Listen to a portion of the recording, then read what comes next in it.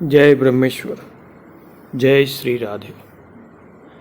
भक्तों, भगवान अपने भक्त के जीवन में कैसी कैसी लीला करते हैं, वो तो भक्त और भगवान के बीच की ही बात होती है, और उससे क्या लाभ होता है वो केवल भक्त ही जानता है।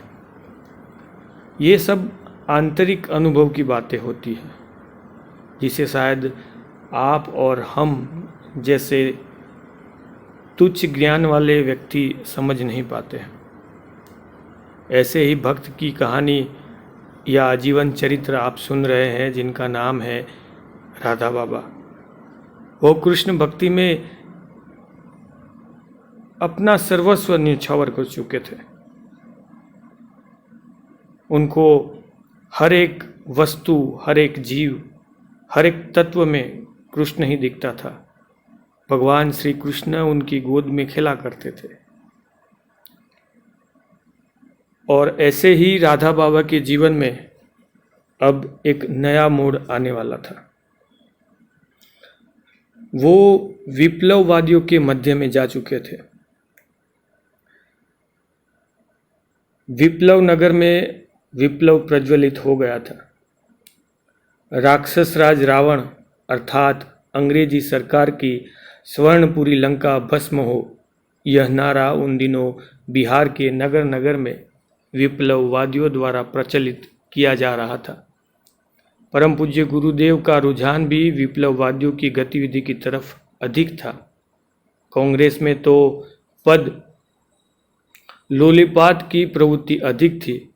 भले ही कार्यक्षेत्र में उनकी सक्रियता कुछ भी नहीं हो, परंतु कांग्रेस के कार्यकर्ता समाचार पत्रों में येन क्रेन प्रकारेण अपना नाम छपाने में अधिक रुचि रखते थे।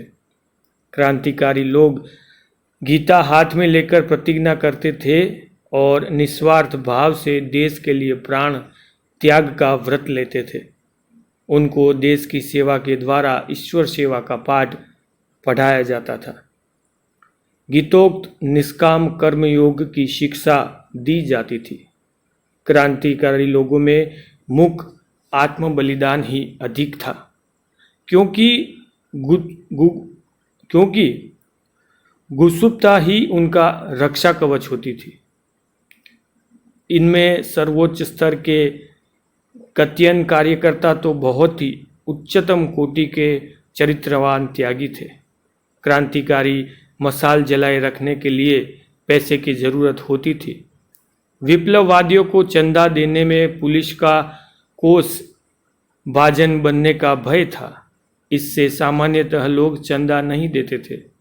जो सहानुभूति रखते थे वे भी छिपकर सहायता करते थे। हथियारों को खरीदने और कार्यकर्ताओं की जीवन रक्षा के लिए धन संग्रह अनिवार्य था। इसलिए अनेक बार धन संग्रह के लिए उन्हें साहसिक कार्य भी करने पड़ते थे। क्रांतिकारी दृष्टि से परम पूज्य गुरुदेव का कार्यक्षेत्र संपूर्ण बिहार प्रांत था। शेष बदले में पूज्य गुरुदेव बहुत ही कुशल थे।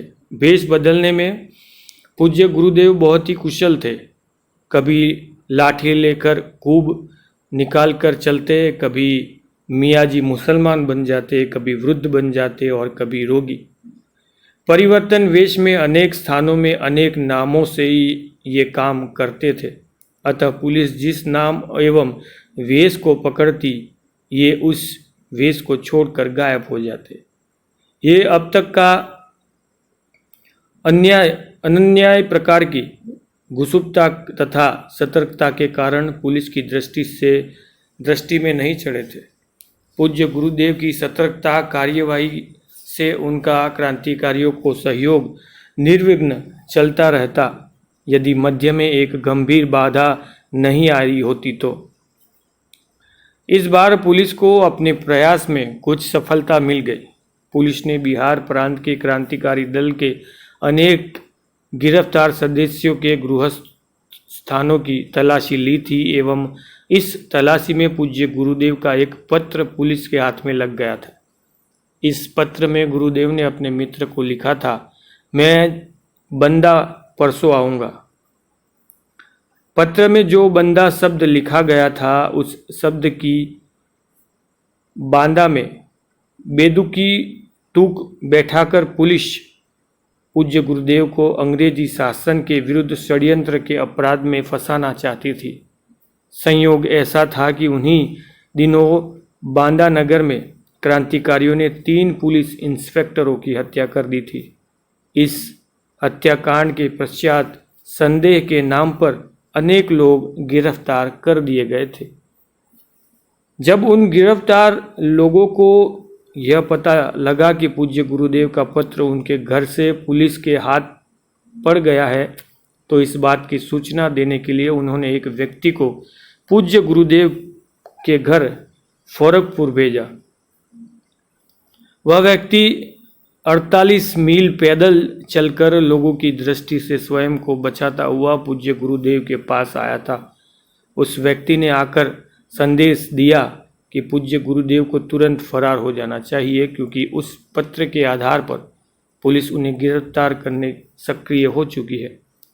पुलिस के द्वारा गिरफ्तार होने का अर्थ ही था काल मुख में अपने आप को झोंकना। उस व्यक्ति के संदेश मिलते ही पूज्य गुरुदेव को परिस्थिति की गंभीरता का अनुमान हो गया था। उन्होंने उस व्यक्ति को अपनी मां से कहकर तुरंत यात्रा खर्च दिलाया और कुछ रुपये अपनी जेब में डालकर वे गया के लिए प्रस्थान कर गए। रास्ते में अरहर के खेतों में छुपते हुए एवं वेश बदलते वे रात को सीधे राजा साहब श्री अभिमुक्तेश्वर बहादुर सिंह के घर पर गया नगर पहुंचे। असमय में और बदले वेश में रात्रि में पूज्य गुरुदेव को देखकर एक बार तो राजा साहब चौंके, परंतु फिर चिंतित हुए कहने लगे, तुम्हारे नाम वारंट है और तुम्हें पुलिस गिरफ्तार करने को आतुर है। राजा साहब ने पहले तुरंत भोजन बनवाया और थके मांदे पूज्य गुरुदेव को भोजन कराया। रात भर पूज्य गुरुदेव ने उनके ही यहाँ विश्राम किया। पूज्य गुरुदेव चाहते थे कि उन्हें कहीं से चिकित्सा प्रमाण पत्र मिल जाए, जिससे वे सिद्ध कर सके कि उन दिनों जब बांदा में हत्याकांड हुआ था वे डॉक्टर की चिकित्सा में राजा साहब के घर पर ही थे। इस प्रकार यह सिद्ध हो जाता कि इस कांड में उनका कोई संबंध नहीं था।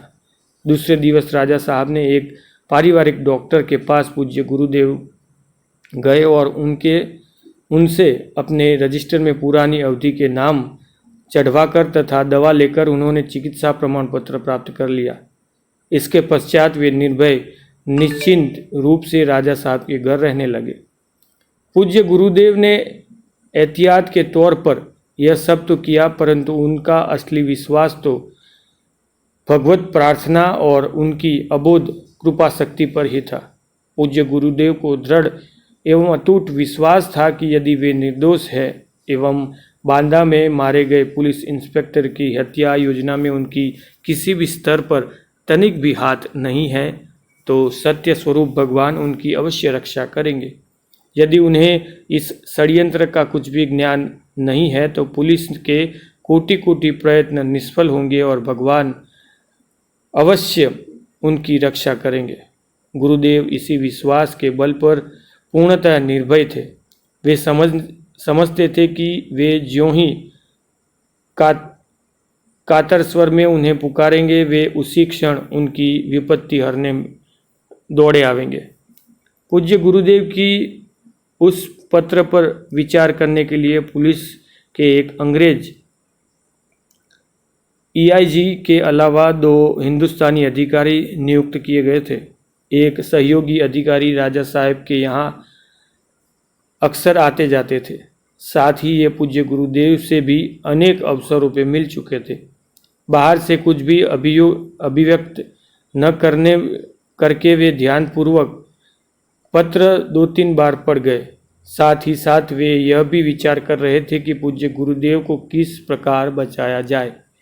उन्होंने DIG महोदय को कहा कि बंदा शब्द के आधार पर चक्रधर मिश्र को षड्यंत्रकारी मानना सर्वथा उचित उचित है, परंतु मुझे संदेह है कि इस पत्र को लिखने वाला प्रस्तुतः चक्रधर मिश्र यही व्यक्ति है।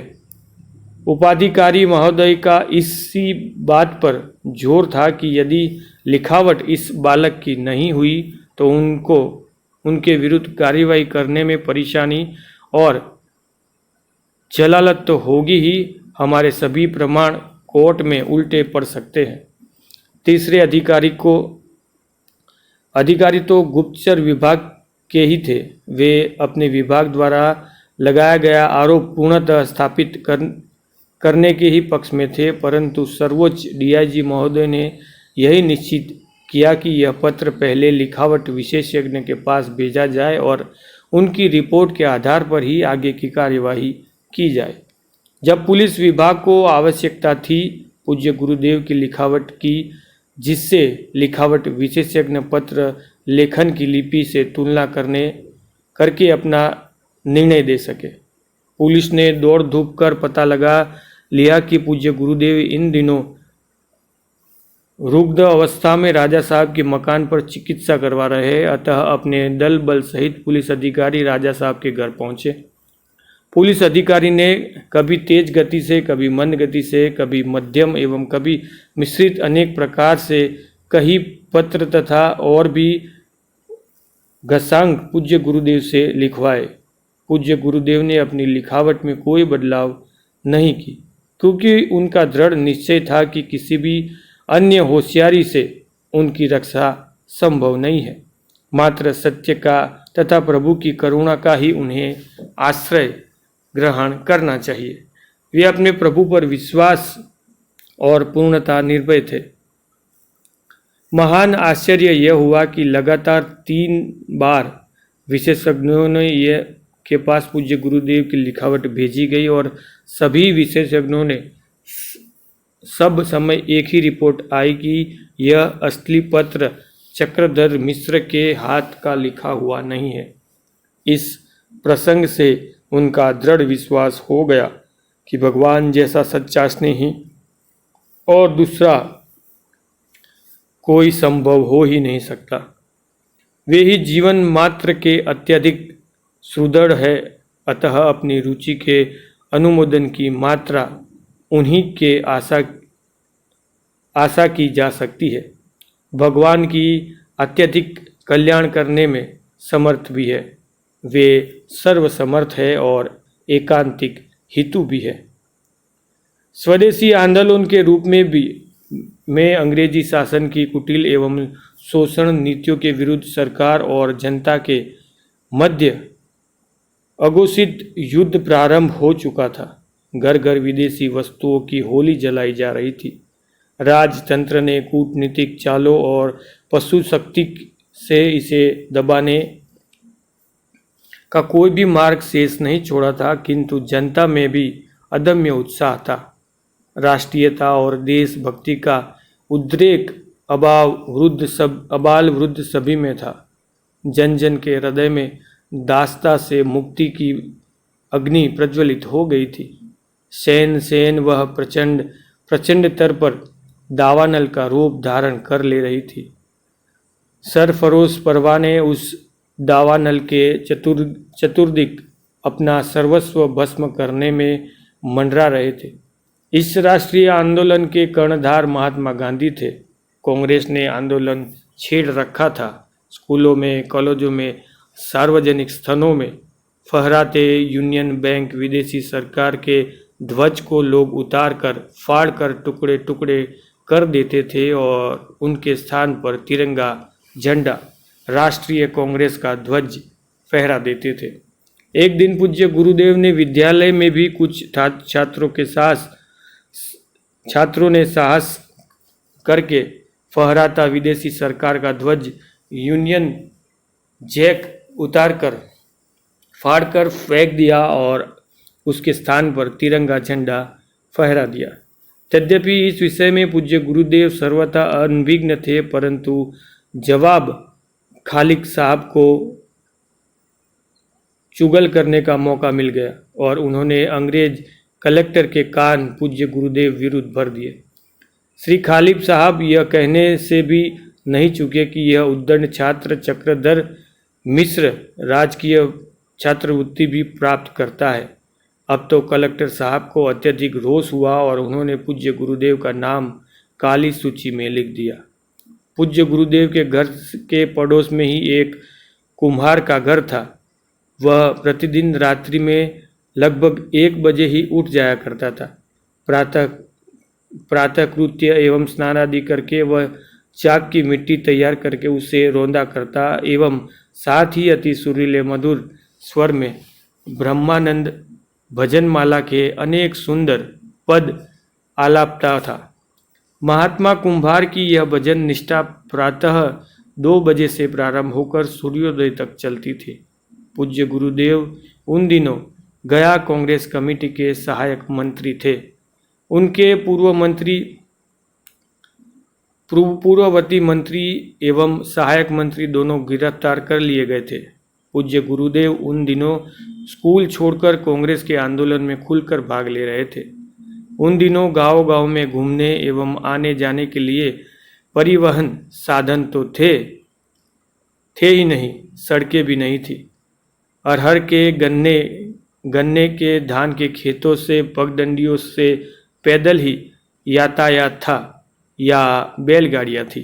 अतः गुरुदेव दूर दूर गांवों में मीटिंग करके प्रायः देर रात में ही घर लौटते थे। मध्य रात्रि में इधर तो पूज्य गुरुदेव के सोने का समय होता और उधर यह कुंभार महात्मा के भजन गायन का काल हो जाता। अतः अति उच्च स्वर में वह गाया करते थे, तेरे मालिक है दीनानाथ सोच मन काहे को करे। महात्मा कुंभार का कंठ तद्यपि अति मधुर था, परंतु गुरुदेव की निंद्रा तो टूट ही जाती थी। पूज्य गुरुदेव उसे बुलाकर मध्य रात्रि में चिल्लाकर गायन करने से मना करते, राजा साहब से शिकायत की धमकी देते, परंतु वह भी पूरी हटी था। उनकी सर्वथा परवाह नहीं करता था एवं हंसकर अवधी भाषा में उत्तर देता था, बचवा जब तोहरा जीवन में ऐसन संकट आवे कि कहीं को सहारा देहलन वाला न बचे, तब तू हमारा कुंभारिया की बात नीक लगे तो याद कर लेना। साची बात है भैया, यह ही कि निर्बल के दिनन के मात्र सहारा भगवान ही है देत है, और ओहू घोर संकट में तूने उबारिए। उस समय तो पूज्य गुरुदेव ने उस कुम्हार को महत्व नहीं दिया, परंतु आगे जाकर उनके जीवन में इस कुम्हार की बात बहुत ही चमत्कारिक प्रभाव करने वाली सिद्ध हुई। खुले रूप में कांग्रेस आंदोलन में कार्य करने का फल तो प्रकट होता ही था, परंतु गुरुदेव को जब वे मात्र 15 वर्ष के किशोर थे, 6 मास का कठोर कारावास हो गया। उन्हें गया सेंट्रल जेल में डाल दिया गया। सेंट्रल जेल का जेलर एक लंगड़ा अंग्रेज था। वह महाक्रूर था। वह लंगड़ा जब जेल का निरीक्षण करने आता तो प्रत्येक कैदी से सलाम करवाया करता था। पूज्य गुरुदेव के सन्मुख भी वह आया, परंतु गुरुदेव ने उसकी ओर ताका तक नहीं। 3 बार सलाम करने का हुक्म देने पर भी जब गुरुदेव द्वारा उनकी उपेक्षा हुई तो उसने क्रोध से तिल मिलाकर इतना जोर का घूसा गुरुदेव की नाक और आंख पर मारा कि गुरुदेव को एक बार तो ऐसा लगा कि उनकी आंख सदा के लिए ही गई और नाक से खून की धारा बह चली। उसी समय वे बेहोश होकर जमीन में चक्कर खाकर गिर पड़े। गुरुदेव को इतनी सांघातिक चोट लगी थी कि उन्हें 15-20 दिन अस्पताल में भर्ती कराया गया। अस्पताल में श्री गुरुदेव को यदि यही चिंता थी कि पुनः जेल में प्रवेश करने पर उनका उसी क्रूर दानव से पाला पड़ेगा और पुनः वैसे ही निर्मल घातांकिक मार खानी पड़ेगी। उस दानव से उन्हें छुटकारे का कोई उपाय समझ में नहीं आ रहा था। ऐसे विषय संकट के समय जहाँ से उन्हें बचाने वाला कोई भी सूत्र नहीं था, उन्हें उस महात्मा कुम्भार की बात याद आई। कुम्हार महात्मा की दी शिक्षा से संभव है उनका प्राण हो जाए। इस आशा से वे मन ही मन, हे गोविंद, हे गोपाल, मुझे इस संकट से बचाइए, मेरा आत्मसम्मान भी बना रहे और इस क्रूर दानवी यंत्रणा का कष्ट भी मुझे नहीं झेलना पड़े, मेरी रक्षा करे। इस प्रकार के आर्त प्रार्थना करने लगे। गुरुदेव स्वास्थ्य लाभ करके अस्पताल से जेल में आ गए। वह लंगड़ा जेलर तद्यपि उन अनेक बार जेल का निरीक्षण करने आया और उनका व्यवहार अन्य कैदियों के साथ वैसा ही क्रूर रहा, परंतु गुरुदेव के सन्मुख आते ही वह अति शिष्ट हो जाता था।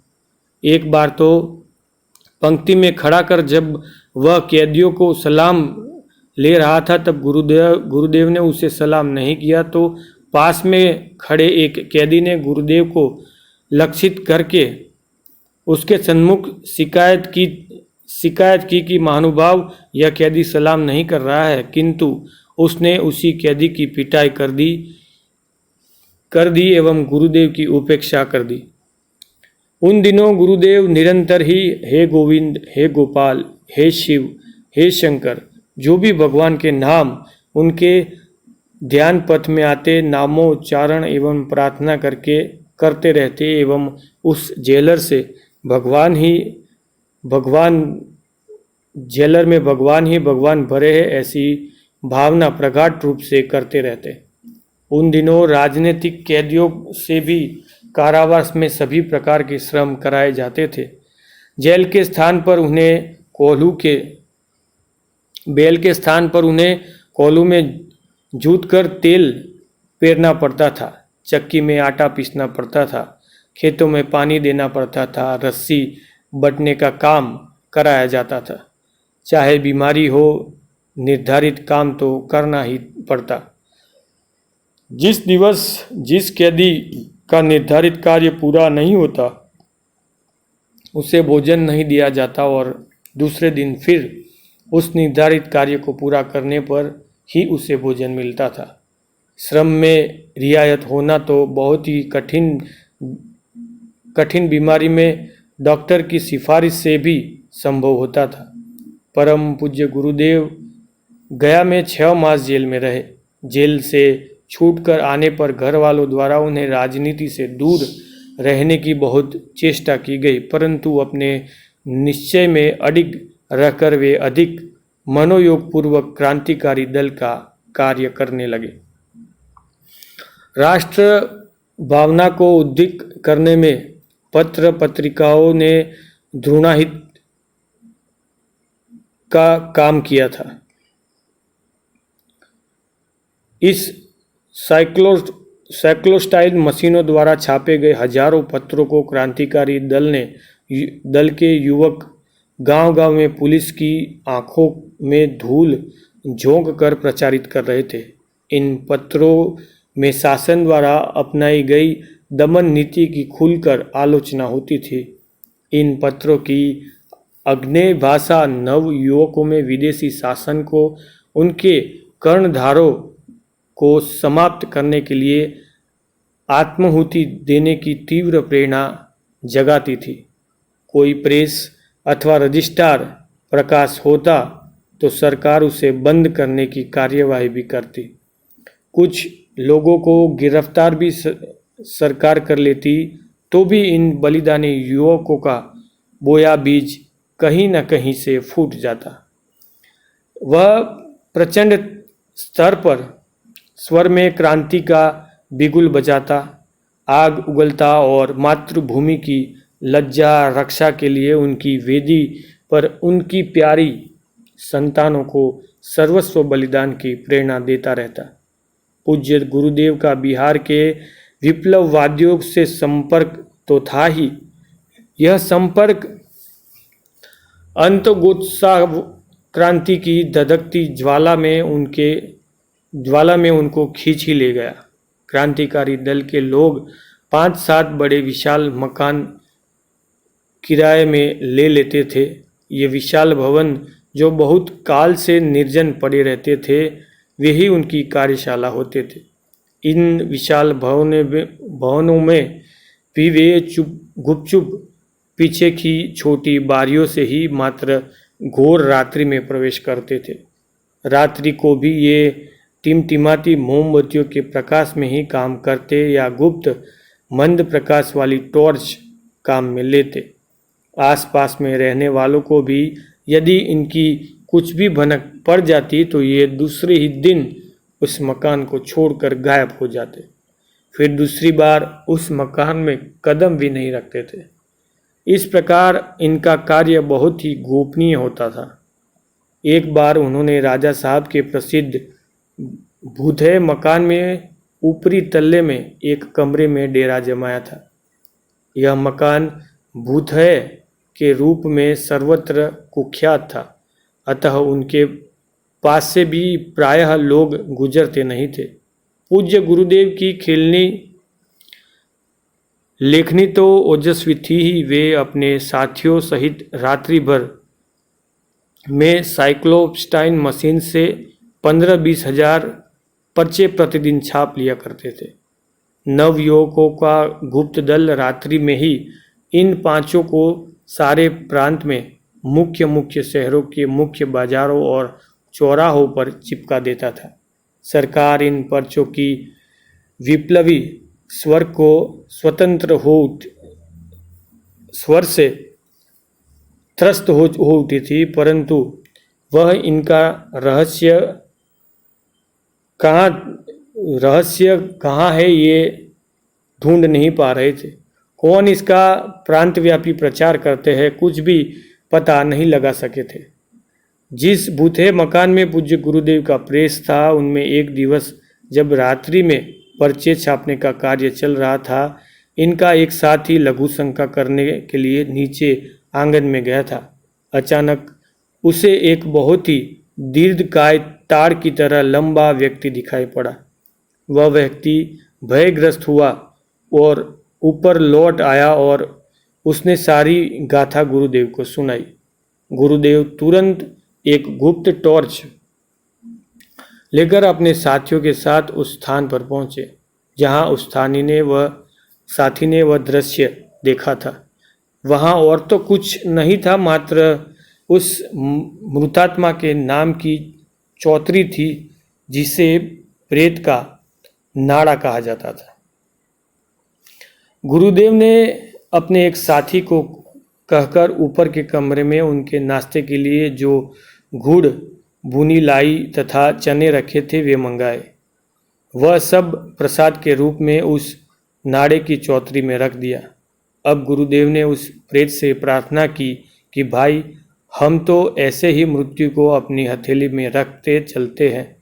हमारे पास मात्र ये चने और गुड़ ही धन संपत्ति है, सो मित्रतावश तेरे सन्मुख भी हमने यह तुच्छ भेंट रखी है। शेष तो हमारा सब कुछ देश को अर्पित है। यहाँ पुलिस की नज़र नहीं पड़े इसलिए तेरी शरण में अपना देश सेवा का कार्य कर रहे हैं। अब भविष्य में यदि तूने हम में से किसी को भयग्रस्त किया तो इसे निश्चय मान लेना कि हम तेरा यह नाड़ा चौतरी तोड़ फोड़ कर धूली कर देंगे। मृत्यु से बड़ा दंड तो तू हमें दे नहीं सकता, अन्यथा हम तो तेरी शरण है। दया कर, हमें भयभीत मत कर, हमारा सहयोग बन। इसके पश्चात उस प्रेत ने पूज्य गुरुदेव के साथियों को कभी भयभीत नहीं किया। हाँ, एक बार किसी सूत्र से पुलिस को भनक पड़ गई। ये लोग दिन में वहाँ रहते ही नहीं थे। साइक्लोस्टाइन मशीन स्टेशनरी की कागज़ की रिमें टाट के बोरे में डालकर किसी अंधेरी कोठड़ी में अवश्य डाल देते थे, जिससे यदि पुलिस दिन में आ भी जाए तो उसे उस सामग्री नहीं मिल पावे। उस दिवस पुलिस का एक इंस्पेक्टर कुछ सिपाहियों सहित आ पहुंचा, उसने उस भवन की तलाशी लेनी चाहिए। जो ही पुलिस ऊपरी तल्ले में चढ़ने के लिए सीढ़ियों के मध्य में पहुंची, उसे वह लंबा तार जैसा प्रेत भयानक मुद्रा में झपटता दृष्टिगोचर हुआ। पुलिस वाले वहां से उल्टे पैर ऐसे भागे कि फिर कभी उस मकान की ओर उन्होंने मुख भी नहीं किया। गुरुदेव एवं उनके दल ने दूसरे ही दिन उस मकान को खाली करके अन्य दूसरे भवन में स्थानांतर कर लिया। इस देश का पुरातन काल से ही यह दुर्भाग्य रहा है कि यहाँ जयचंदों का प्रवेश किसी भी देशभक्ति जन्य कार्य में हो ही जाता है। पूज्य गुरुदेव के साथियों में भी एक जयचंद समावेश हो गया एवं उसने पुलिस का इन्फॉर्मर यानी कि मुखबिर बनकर पूज्य गुरुदेव की कार्यशैली की राय रत्ती सूचना सरकार को दे दी। एक रात जब इनका दल कई हजार पर्चे छापकर साइन करने के मूड में था, पूज्य गुरुदेव ऊपरी छत से एक व्यक्ति मकान की चादरवारी के पास छुपा हुआ दृष्टिगोचर हुआ। गुरुदेव ने उसकी खाकी कमीज भी देख ली। ये तुरंत ही समझ गए कि वह व्यक्ति पुलिस का सूचना देने वाला इन्फॉर्मर है। वह थोड़ी देर में उठकर भवन की ओर देखता था, फिर छुप जाता था। गुरुदेव समझ गए कि पुलिस से वे घिर गए हैं और किसी भी क्षण में पुलिस आ धमकने वाली है। प्रत्युत्पन्नी पूज्य गुरुदेव ने तत्क्षण ही सारे पर्चे साइक्लोस्टीन मशीन और कागज की रीलें एक बड़े जूट के बोरे में भर दी और उसे एक रस्सी के सहारे नीचे खेत में उतार दी। उस समय पूज्य गुरुदेव के साथ एक तो उनका सहयोगी और एक बूढ़ा रसोइया, मात्र 2 ही व्यक्ति थे। उन्होंने एक मजबूत रस्सी के सहारे उस रसोइयों को भी नीचे उतार दिया। रसोइयों को उन्होंने निर्देश दिया कि बोरे को नीचे गड्ढे में अच्छी प्रकार से गाड़ दे और तब स्वयं ही अपने पैरों के निशान मिटाता हुआ दूसरे गांव में भाग जाए। वह यह रसोइया जैसे ही बोरे को गाड़ कर अपने पद चिन्ह मिटाता हुआ गांव की ओर भागने को उदात हुआ कि पुलिस आ धमकी। पुलिस ने दरवाजा खटखटाना प्रारंभ कर दिया। पुलिस दरवाजा खुलवाने की त्वरा दिखा रही थी और गुरुदेव रसोइये को थोड़ी दूर चले जाने का अवकाश देने के लिए पुलिस को बातों में उलझाए रखना चाहते थे। अतः उन्होंने छत से ही कड़कती आवाज में कहा, आप कौन हैं? आधी रात के समय सोते हुए व्यक्तियों को क्यों तंग कर रहे हो? छत से पूज्य गुरुदेव पिछवाड़े से अहर कर खेतों से उस रसोइयों को जाता देख रहे थे। अतः वे पुलिस वालों से तब तर्क वार्ता करते रहे और जब तक उस बुढ़े का उनकी आंखों से अनुसंधान करता रही बुढ़े का उनकी आंखें अनुसंधान करती रही। अंत में द्वार तो खोलना ही था। पूज्य गुरुदेव के साथी के पास धन की सहायता करने वाले दानदाताओं की सूची अवश्य रह गई थी। गुरुदेव ने उसे संकेत से समझा दिया कि टुकड़े टुकड़े कर इतना बारीक चूर्ण बना दे जिससे कहीं से भी जोड़कर पुलिस वाले सहायता देने वालों का कोई भी सुराग नहीं पा सके। यदि वह सूची पुलिस के हाथ पड़ गई तो आर्थिक सहायता देने वाले व्यक्तियों को पुलिस अकारण ही तंग करेगी। मकान की तलाशी में पुलिस को कुछ भी नहीं मिला, परंतु उस देशद्रोही जयचंद की गवाही और इकबालिया बयान के आधार पर पुलिस ने पूज्य गुरुदेव पर मुकदमा चलाया।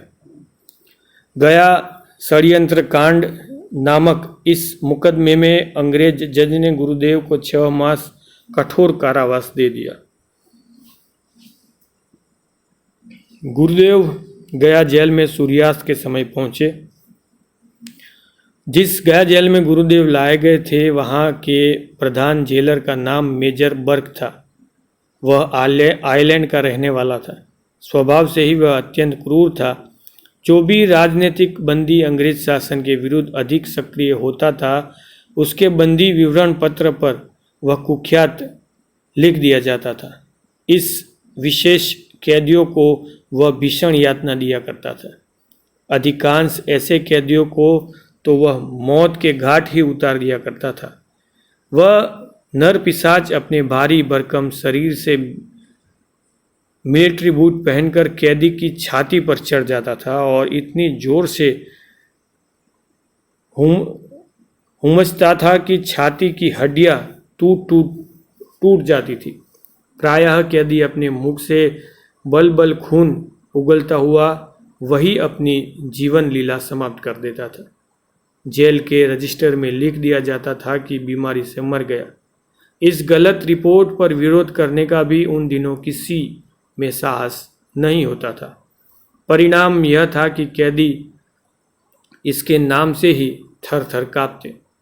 जिस प्रकार क्रूर कर्मों मेजर बर्क अपनी दानवीय पीड़ादायिनी यंत्रणाओं के कारण कुख्यात था, उसी प्रकार गुरुदेव भी जेल के स्वतंत्र सर्वत्र अपनी देशभक्ति, आध्यात्मिक तेजस्वी, विलक्षण धैर्य निष्ठा आदि गुणों के कारण प्रख्यात थे। गुरुदेव ने सायंकाल सभी राजनीतिक कैदियों को रामायण सुनाना प्रारंभ किया। उनका कंठ तो अति सुरीला और मधुर था ही। किशोर बालक चक्रकर जब तक रामायण गायन करता उनकी कोकिल कंठी मधुर स्वर लहरी से सभा भक्तिमय भावों में परम मुग्ध हुए सर्वथा एकाग्र चित्त और शांत हो जाती थी।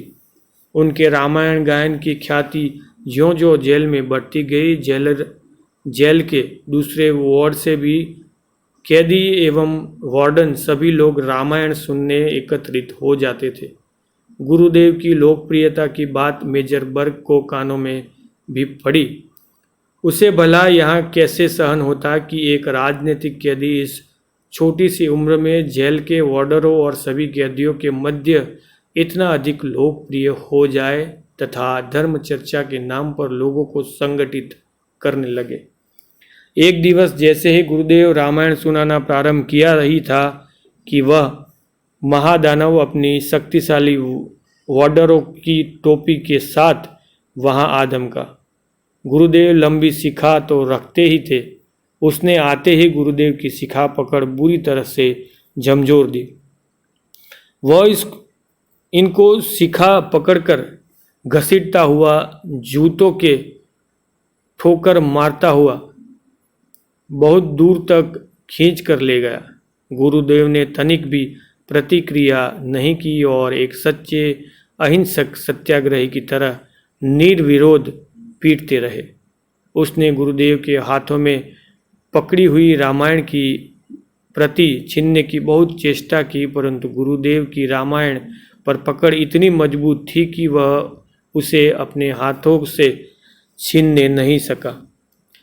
अपने दोनों हाथों में ऊपर उठा लिया और सभी कैदियों के देखते देखते उन्हें निर्जीव काष्ठ पटरी की तरह पटक दिया।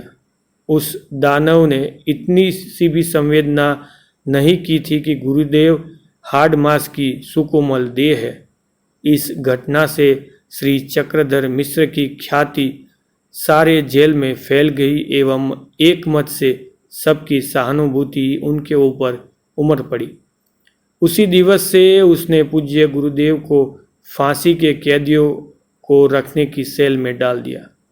मेजर ने जेल के कैदियों पर अपनी मर्जी का एक नियम लगा दिया था। वह नियम यह था कि जब भी वह निरीक्षण करने आवे, कैदी अपने हाथ उठाकर दाहिने हाथ की हथेली दाहिने कंधे पर रख के एवं बाएं हाथ की हथेली बाएं कंधे पर रख के भयंकरात हुए सभी कैदी उसके सामने होने पर ऐसा कर ही लेते थे। जो ऐसा नहीं करते उसे जेल के वार्डरों से बुरी तरह पिटवाया जाता। वह इतना दुष्ट था कि दवा के नाम पर कैदी के शरीर पर रोचक चेचक का संक्रमण टीका लगा देता था, जिससे उसके सारे शरीर में चेचक के बड़े बड़े फोड़े हो जाते। वह इन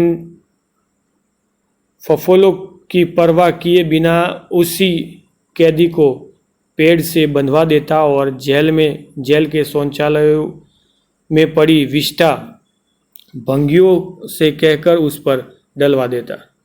कैदी को मक्खियाँ काटती और दारुण यंत्रणा से कैदी चीखता हुआ बेहोश हो जाता। गुरुदेव को इस यातनादायक परिस्थितियों की सूचना जेल में एक बंगाली डॉक्टर ने अग्रिम में ही दे दी थी। जेल के बंगाली डॉक्टर ने उन्हें पूर्व चेतावनी भी दे दी थी कि जेलर के आने पर वे अन्य कैदियों की तरह सामान्यतः हाथ ऊपर करके, यदि कहीं जिद अथवा अड़ग से उन्होंने ऐसा नहीं किया तो निश्चित ही वह क्रूर दानव उनकी जान का ग्राहक हो जाएगा और भीषण शारीरिक यातनाएं मिलेगी सो अलग। गुरुदेव ने उस डॉक्टर को इतना ही संक्षिप्त उत्तर दिया था कि मृत्यु तुम्हारे लिए भयावह हो सकती है, मेरे लिए तो यह एकमात्र तुच्छ खेल है। एक विकट एवं विषम परिस्थिति आखिर पूज्य गुरुदेव के सन्मुख आ ही गई। पूज्य गुरुदेव स्वतंत्र मति के थे और ऐसे समझौते करना उनकी नैतिकता के विरुद्ध था। जब गुरुदेव के पास तो एक ही निर्बल का बल था, वे भगवान से प्रार्थना करने लगे, हे प्रभु, हे दयालु, हे स्वामी, आप सर्वसमर्थ है। मेरी प्रतिष्ठा की रक्षा आपके सिवा दूसरा कौन कर सकता है। हे प्रभु, इस असंभव बात को संभव कर दीजिए। नाथ, मेरी इस घोर यंत्रणा से भी रक्षा हो और मेरा आत्मसम्मान भी बना रह जाए। मेजर बर्क जैसे ही निरीक्षण करने आया तो सभी कैदियों को एक पंक्ति में खड़ा कर दिया गया। मेजर के साथ 5-7 वार्डन भी चल रहे थे। वह दुष्ट उन्हीं वार्डरों से क्रूरतापूर्वक दंडे चलवाया करता था। इसी तन्हाई की कोकड़ी में पूज्य गुरुदेव रखे गए थे। उससे अगली 2 तन्हाई की कोठरियों में रहने वाले कैदियों को यह जेलर कुछ ही दिन पहले मौत के घाट उतार चुका था। गुरुदेव द्वारा हाथ नहीं उठाए जाने का कारण हर क्षण अतिशय काली भयावी आशंका गहरी होती चली जा रही थी। मेजर बर्क गुरुदेव को सन्मुख लगभग 5 मिनट तक खड़ा रहा। उनके सामने खड़ा हुआ वह अपने मुख से सीटी बजाए जा रहा था। गुरुदेव पीठ की ओर हाथ पर हाथ रखे खड़े रहे। उनके मुख से नाम ध्वनि का तार अनरव चल रहा था। थोड़ी देर खड़ा रहकर न जाने क्या सोचकर वह आगे बढ़ गया। जो ही वह शैतान मेजर आगे बढ़ा, गुरुदेव के मन में भगवान के प्रति भावनाओं का वेग इतना प्रबल गति से बह चला कि उसे वाणी कह कि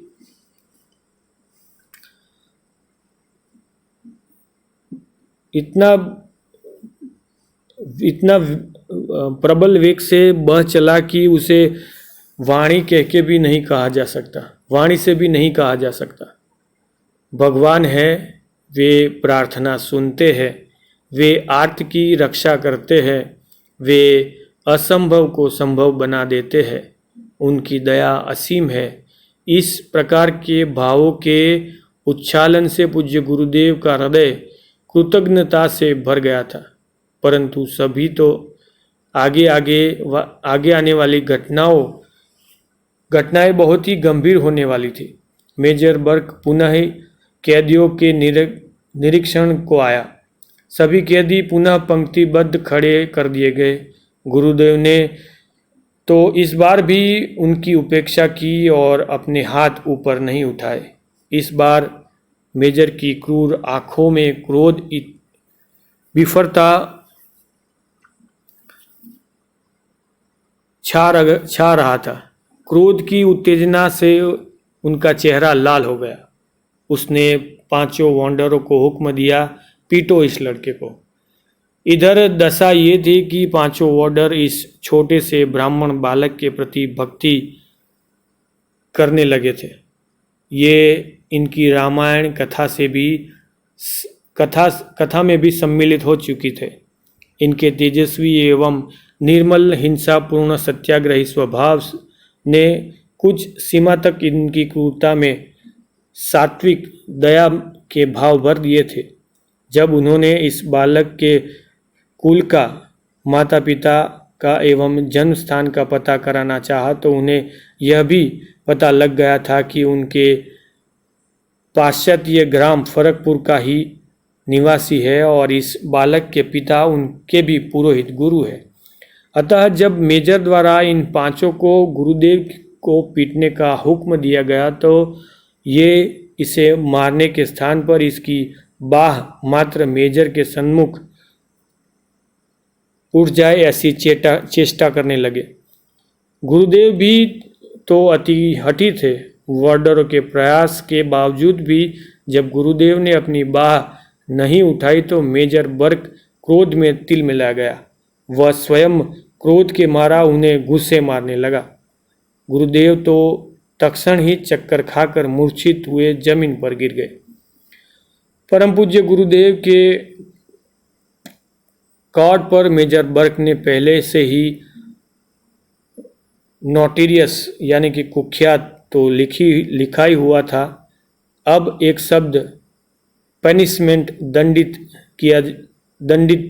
लिख दिया गया। उसने आदेश जारी कर दिया कि इसे पहनने को टाट दिया गया। उन दिनों जेल में 3 प्रकार का टाट पहनने को दिया जाता था। प्रथमतः कपास के धागे से बना मोटा कपड़ा, दूसरे पटसन से बना टाट, तीसरे नारियल के रेशे से बना टाट। गुरुदेव को मेजर ने जानकर यह तीसरे किस्म का टाट पहनने को दिया। यह शरीर में एकदम चुभता था। शरीर में बहुत जोर की मार पड़ी थी, अतः शरीर सूज गया था। बड़ी तीव्र वेदना भी हो रही थी, साथ ही बहुत तेज बुखार हो गया था। केवल ज्वर ही नहीं, चेचक भी निकल आई थी। गुरुदेव प्रायः नग्न ही रहते, मात्र निम्नाग्न ढकने के लिए ही टाट प्रयोग करते थे, परंतु चेचक के व्रण तो शरीर में सर्वत्र थे। उसमें यह टाट बहुत ही घटता था। कष्ट की सीमा नहीं थी। एक दिन सहायक जेलर से, जो एक मुसलमान था, गुरुदेव ने अपना कष्ट सुनाकर दूसरा कपड़ा देने की प्रार्थना की तो उसने उन्हें सांत्वना देना तो दूर रहा, अपने पान की पीक उनके मुख पर थूक दी। उस तन्हाई की कोकड़ी में नग्न शरीर, ज्वर पीड़ित, चेचकग्रस्त नारियल की टाट में गुरुदेव किस प्रकार रात दिवस काटते थे, यह तो कोई मुक्त भोगी ही जान सकता है। जेल में गुरुदेव को तीव्र विष दिया गया। यह विष प्रतिदिन ही उनके भोजन में मिला दिया जाता था। विष की प्रतिक्रिया स्वरूप उनके मुख में के भीतर घाव हो गए। उस विष का प्रभाव पूज्य गुरुदेव प्राज्यविन धोटे गए। इस तन्हाई की कोठरी में गुरुदेव को रह रहकर उस महात्मा कुम्हार की याद आ रही थी। वे मन ही मन शंकर, श्याम, राधे श्याम, सीताराम, जो भी भगवान का नाम जिह्वा में आता जपते। आंतर स्वर में भगवान का नाम पुकारते ही उनकी प्रार्थना थी और वही मंत्र जाप था। उनका हृदय आकुल व्याकुल हुआ। एक ही पुकार कर रहा था कि किसी भी प्रकार मेरे प्राण भी बचे और प्रतिष्ठा भी बच जाए। उसी दिवस पूज्य गुरुदेव को एक दिव्य अनुभव हुआ। उनको अपनी तन्हाई की कोठरी से गया का दूरस्थ ब्रह्मयोनि पर्वत दिखाई पड़ता था। उन्हें दिखाई पड़ा कि इस ब्रह्मयोनि पर्वत के शिखर पर लताओं में आच्छादित एक विशाल वृक्ष के नीचे भगवान शंकर खड़े हुए हैं। उनका हाथ अभय मुद्रा में उठा हुआ है। वे पूज्य गुरुदेव को स्पष्ट आश्वासन दे रहे हैं, तुम निश्चिंत रहो, तुम्हारा कुछ नहीं बिगड़ेगा, मैं तुम्हारी रक्षा कर रहा हूँ। इससे पूज्य गुरुदेव को बहुत ही सांत्वना मिली। उसी समय उनके मन में प्रेरणा हुई कि किसी भी प्रकार से मेरा तबादला दूसरी जेल में हो जाए, तभी मेरे प्राणों की रक्षा हो सकती है। उस गया जेल में एक और सहायक जेलर थे, श्री हरिपद बाबू। वे गुरुदेव के प्रति थोड़ी सहानुभूति रखते थे। हरिपद बाबू ने ही चेष्टा करके किसी बड़े अधिकारी से कहकर इनका नारियल का टाट बदलवाया और चेचक के मरीज के नाते इन्हें और भी सुविधाएं दिलवाई, और तब भगवत कृपा के बल से इनका तबादला ही कैंप के जेल में कर दिया गया। कैंप जेल में उन दिनों 4-5 हजार राजनीतिक कैदी थे। ये सभी महात्मा गांधी के नमक सत्याग्रह में गिरफ्तार हुए थे। इस जेल में भी गुरुदेव पर उनके विद्यार्थी आए। इस जेल में भी गुरुदेव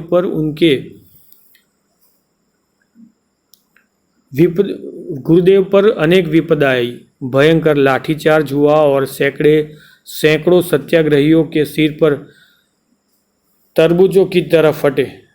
इसके पश्चात गोलीकांड तक की नौबत आ गई। विस्तार भय से इस सबक का वर्णन नहीं कर रहा हूँ।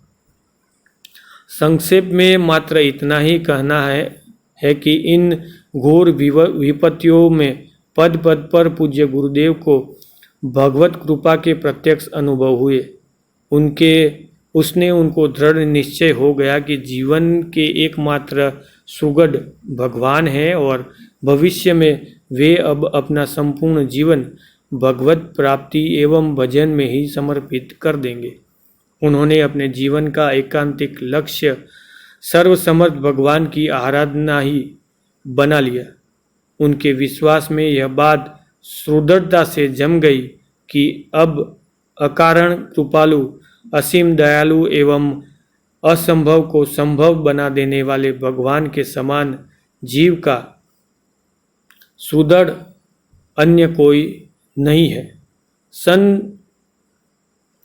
इधर 5 मई 1931 को वायसराय एडविन से महात्मा गांधी का समझौता हो गया। गांधी ने अपना आंदोलन स्थगित कर दिया और इधर इरविन सरकार ने भी सत्याग्रही नेताओं सहित सभी राजनीतिक बंदियों को बिना शर्त रिहा कर दिया। इस दूसरी बार की जेल यात्रा में पूज्य गुरुदेव को 6 मास के स्थान पर मात्र 5 मास का ही बंदी जीवन भोगना पड़ा। आज का यह अध्याय यहीं संपूर्ण करते हैं और पूज्य गुरुदेव के चरणों में नमन करते हुए राधा बाबा को दिल से प्रणाम करते हुए इस अध्याय का समापन करते हैं। जय श्री राधे, जय श्री कृष्ण।